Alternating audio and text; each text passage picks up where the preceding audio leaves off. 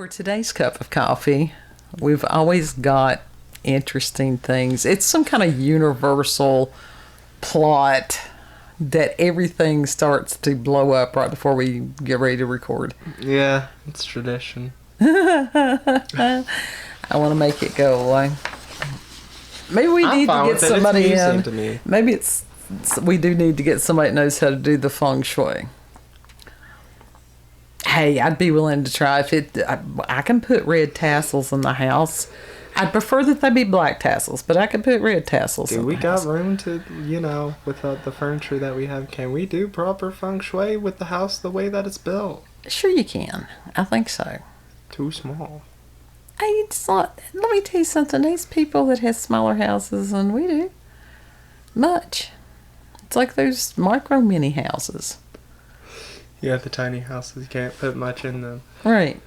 It Great keeps for minimalists. Absolutely. It's like you will own nothing and you will be happy.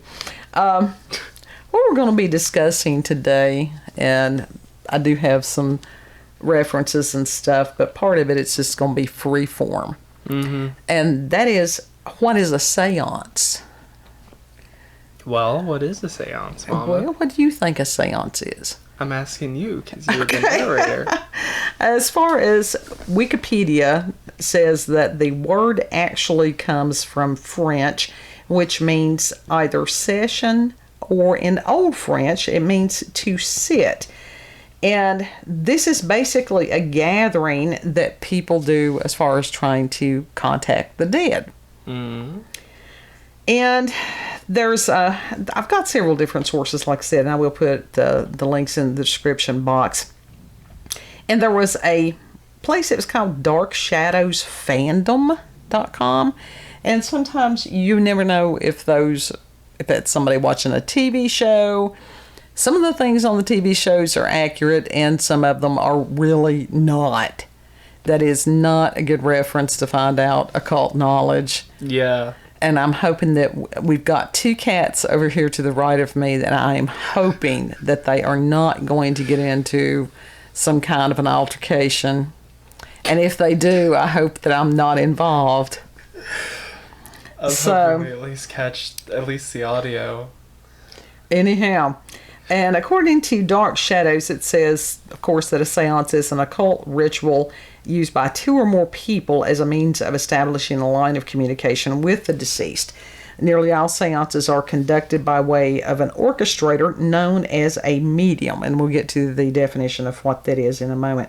Mm-hmm. But this is hardly a necessity, and many seances have been successfully led by amateur occultists, or those with no predisposition to the supernatural whatsoever. Yes, let's go in and be totally blindsided by this stuff. Yeah, sounds like a great plan to me. It sounds like that movie we watched yesterday where the thing possessed dude and then stuck a fire poker in its eye. Yeah. And it says, traditionally a medium and a group of willing attendees will form a circle around a table. What if it's a square table? Can you form a circle around a square table? In technicality, your arms make a circle because you have to reach for everyone. I have to mess with it on this one. It says, and join hands with one another. Holding hands creates a spiritual circuit, which helps to strengthen the possibility of successful communication. Breaking the circle under any condition can lead to unexpected and sometimes disastrous results. Well, no shit. Well, it says other effects can be applied to help channel spirits, including the lighting of candles. And once the circuit is established, the medium will speak aloud the name of the spirit they wish to commune with. And if the spirit is willing, they will use the medium as the physical host body and speak through them. What if someone has ADHD and has to move? Don't go to a seance. Although it is possible for a medium to establish a line of communication with the dead without the aid of others, this practice is largely discouraged and does not follow the proper tenets of a true seance. Unwary mediums attempting to summon a spirit without the aid of others often find themselves the victims of possession. No shit. Yeah, well, and I can understand now as far as them not wanting that connection of people's, that to be broken. Mm-hmm. And if you think of it, because humans, everything is frequency and vibration. And so it is very much like an electric circuit. So now, once again, if someone has ADHD and has to fidget and move and such like that, well, you can move your feet as long as you don't drop hands with the other people. Now, one of the problems I had with this writing was they lumped channeling in with this, and it's not the same thing. Channeling is, you don't have to do that. Right, I figured that, but so, and it's not channeling. You're not usually trying to contact the dead. So that's a different thing. I think that's different than what you did. You did channeling, but you didn't contact the dead. No. But a lot of people do use But it's a different channeling as a mean to contact the dead. Well, that's what there's as far as different terminology for some of these practices. Mm-hmm. So, and actually, Scripture discusses about a seance. Well, it really wasn't a seance. It was a matter of contacting the dead. Mm-hmm. And this comes from 1 Samuel 28. And this was where King Saul had gone to the witch of Endor. Now, he had anybody that had any kind of psychic, anything, killed. Yeah. And it's interesting. It really is. But this woman had survived, apparently. And so he dressed up, he disguised himself, and he went there. And because the prophet Samuel had died. And so, exactly. It's he who. He Kiss just wants to lay down. But he who. We'll be talking about the witch of Endor, so there you go. The grumpy bastard. Right. And so, anyhow, so she was able to not only allow the ghost of Samuel to speak through her, she actually went a little bit deeper than that and brought the spirit forth. Okay. So that goes into, we're going to talk to that goes into the realm of necromancy. Yeah. And so when Samuel comes back, he's pissed. I bet. He's like, why have you awakened me? Well, it's like, as far as calling him forth. And so King Saul, it was interesting. He told Samuel that God wouldn't answer him. And one of the ways that he was expecting God to answer him was that they had a form of divination. Mm-hmm. That was I thought I had typed it down. Hang on just a second. Let me go and see if I can find this. Clay, you are bouncing me out of the living room, honey. It was the Urim and the Thummim, or Thummim. And that they're not exactly really sure what these things were. They don't know if it was like casting lots. Mm-hmm. That they were supposed to ask God a question, and then according to whichever one of these things, if they were stones or whatever, landed a certain way, then that was God's answer, which I thought that was pretty interesting because a lot of this condemns other forms of divination. Uh-huh. So, and also as far as condemning psychics, necromancers, different things like that.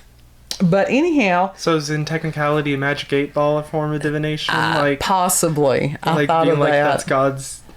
Like, there you go. Yeah. God, what's the magic 8-ball? Is Dear God, answer, speak to me through the magic 8-ball. Is this going to happen or is it not? Ask again later.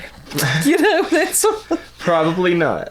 But there's a lot of contradictions there that we don't understand. Anyhow, Saul had told Samuel, he's like, look, God won't talk to me. I didn't know what else to do but to tell you.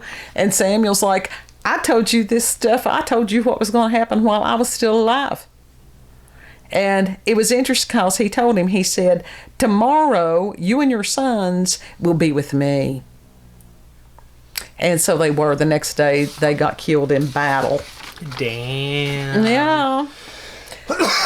Don't wake up The dead prophets. That's one thing that you never ask a psychic or a channeler or whatever, or Ouija board, whatever you're using to like talk to the dead. You never ask them, when am I going to die? Don't talk to the dead. Don't talk to the dead. Never ask them that. Anyhow, what is a medium exactly? It's not a large or a small, right? Yeah. I had to. It's in between. I had to. He wasn't even doing anything.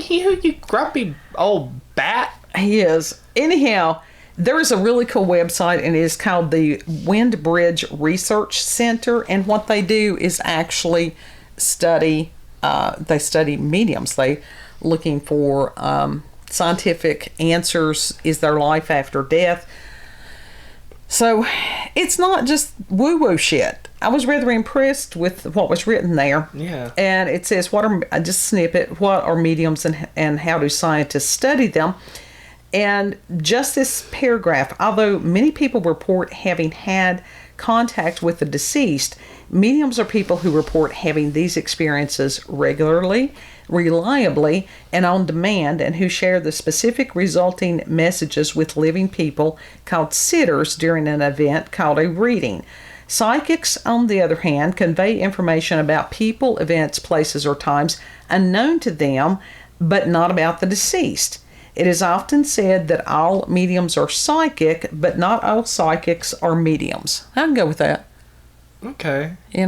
Because it's like, earlier days and the dead clustering, wanting to speak, and I'm like, I don't think so. No. Mm-mm. You're out of the loop.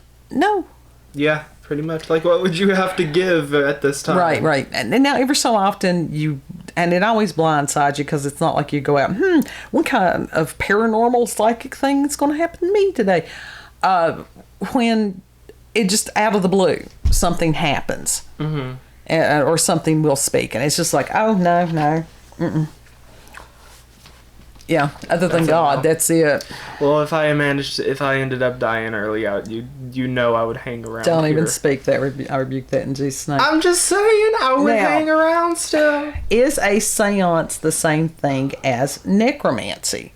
Now, according to Wikipedia, necromancy is the practice of magic or black magic involving communication with the dead, either by summoning their spirits as apparitions, visions, or raising them bodily for the purpose of divination, imparting the means to foretell future events, discover hidden knowledge, to bring someone back from the dead, or to use the dead as a weapon. Sometimes referred to as death magic, the term may also sometimes be used in a more general sense to refer to black magic or witchcraft.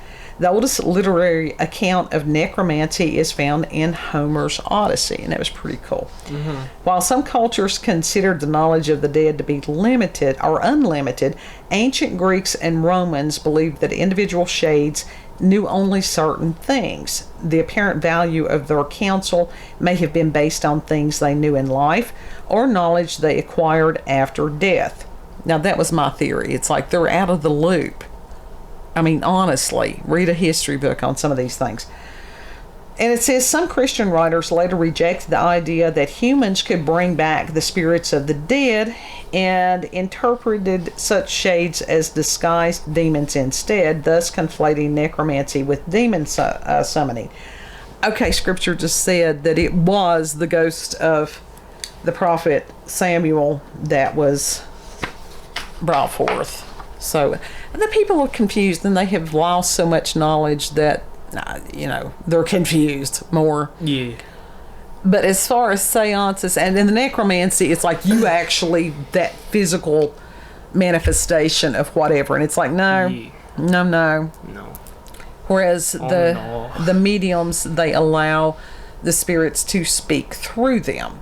Mm. And our beloved Michael Yates, that has since jumped ship because that he didn't like the length of the new podcast style, and it's okay. We love him, or we respect him. Mm-hmm. Not everybody speaks ADHD, and that's okay too.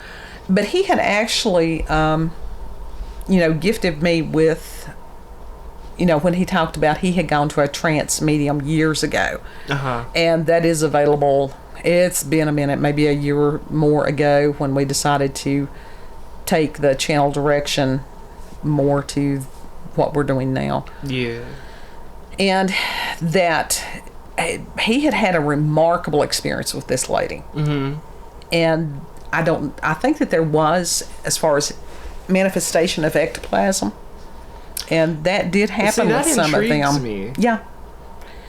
And they were putting some of these in with these stage mediums and stuff, which is 9/10 bullshit. Yeah, because there's apparently some sort of medium that was famous or whatever, and they pinned her as a fraud because, like, I think she used cheesecloth or whatever. Right. Now, there's been a lot of them, and as far as the seances back during Victorian times, and you had where the table would levitate, and people usually had butter knives or something under their sleeves and helped to lift the table, or you know, the fishing line where the trumpets would go through and stuff. That's just for show, you know. But as far as people truly, really doing these things, most people that can really, truly do these things are not going to draw attention to themselves. Right. Right. Now, I'm one of these, if the dead want to talk, I you know, it's a matter, first of all, say what you're going to say before they pass. Mm-hmm. You know, that, because once somebody's gone, the time for talking's pretty much over. And if they want a message, they will get a message to somebody. Somehow, some way, they will do it. Yeah, like, for example, there are some people that a loved one has passed and, like, they really struggle, and whoever passed, whatever, wants to reassure them that it's okay. Like, things will look up for them. Sure. But I mean, sometimes that can come through dreams, sometimes that can come through visions, different things like that. But what happens when people seek out the seances and the mediums and that type thing, it's them wanting to know. I'm one of these, I figure if the deceased wanted them to know, that's their responsibility for getting in touch.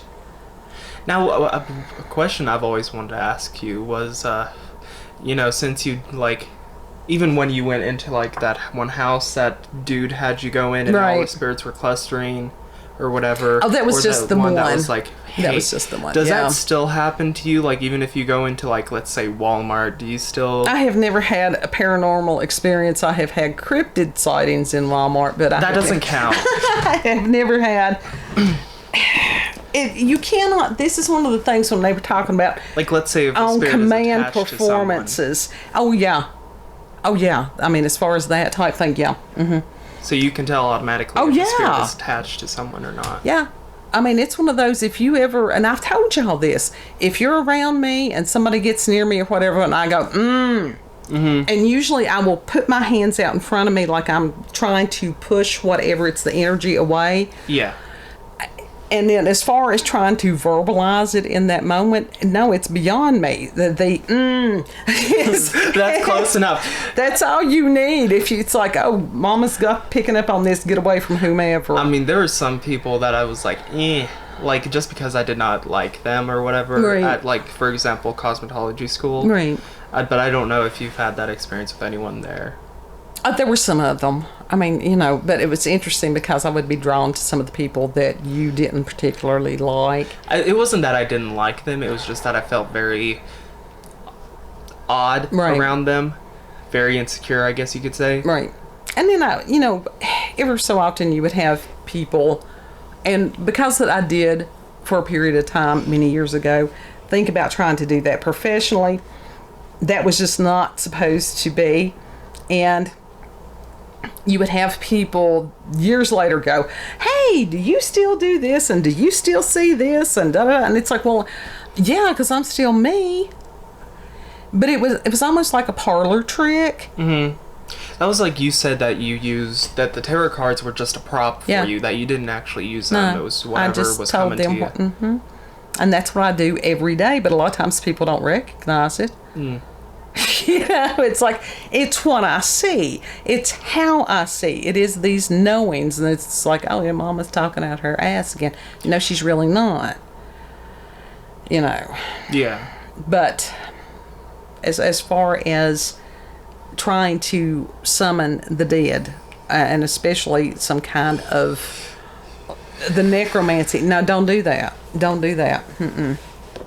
Because you don't know what you're dealing with on that. The seances for somebody who is very wounded when a loved one has passed, that they would seek out the services of someone that could contact the dead.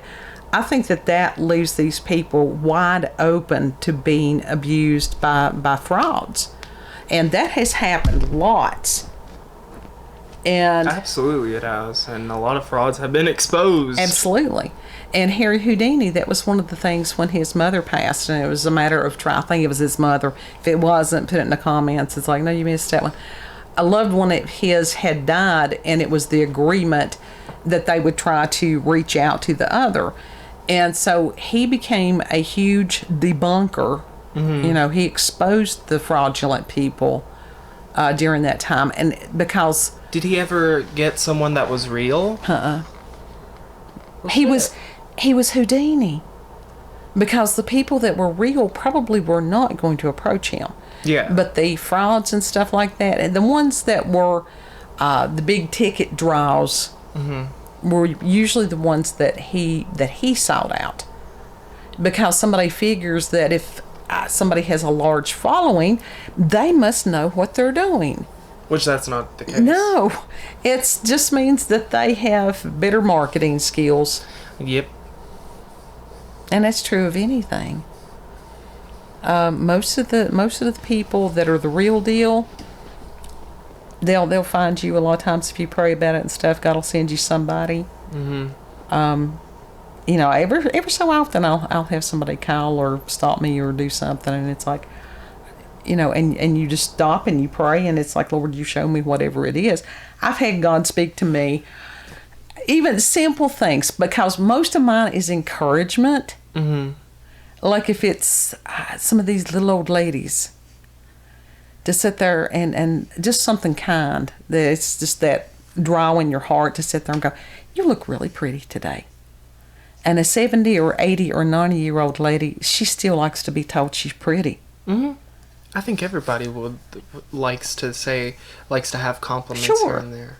And some of these gentlemen that have, they're wearing the caps where they were in the military and stuff like that, to just stop them and say thank you for your service. And people don't think about doing things like that, but some people, there is a greater draw or pull on me to do certain things.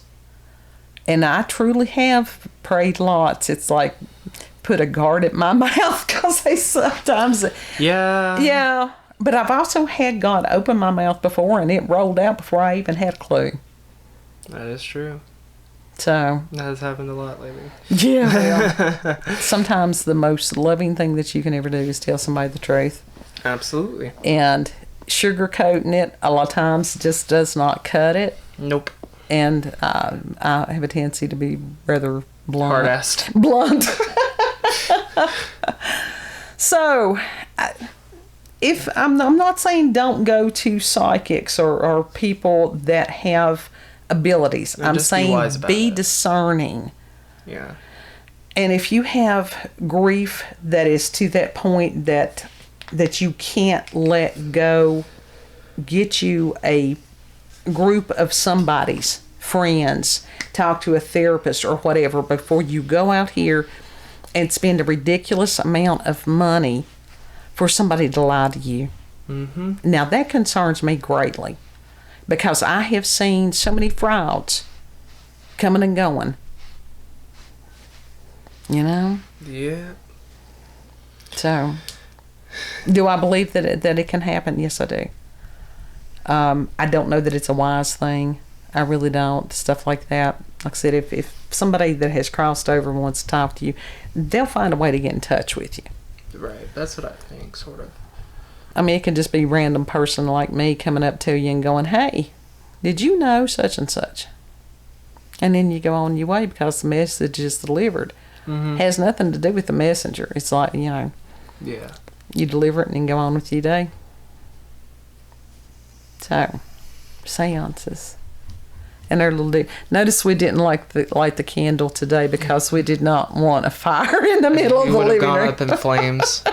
He really would have. Yeah, we usually have him hanging on the back side of our front door. Yeah. He amuses us. He's friends with the banshee that's in the corner. So Spooky home. hey, it makes us happy. Our Exactly. little happy haunted home. Yeah. So if you've had experiences with paranormal, supernatural encounters with UFOs, aliens, cryptids, if you have ever been to a seance or anything like Or a that, psychic. yeah. If you've got experiences that are regional, local, family myths and legends, any of those things, send us an email, cupofcoffeewithscream@gmail.com. Breathe. Have a beautiful day. Know that you are loved. Have an extra cup of coffee today. And thank you very much for sharing coffee with us. Yes, we appreciate every single one of you. Absolutely. We really do. Absolutely. And we'll see you on the next cup. Bye. Don't forget to like, comment, share, and most of all, subscribe. Yeah. Bye. Bye. Yeah.